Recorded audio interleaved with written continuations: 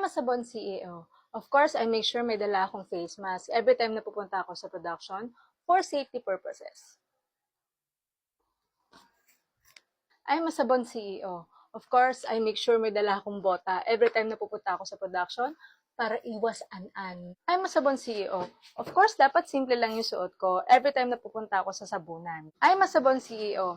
Of course, I make sure na properly labeled lahat ng mga ingredients namin para tama ang pagkuha every time na magpo-produce sa production area. I'm a Sabon CEO. Of course, I make sure na tama at maganda yung quality ng mga products na pinoproduce namin. I'm a Sabon CEO. Of course, I make sure that we are sourcing the proper ingredients and raw materials para sa mga sabon namin.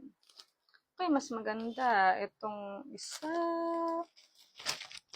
If you wanted to know more how to build and grow your own sabon business, please follow us here at Sabon University.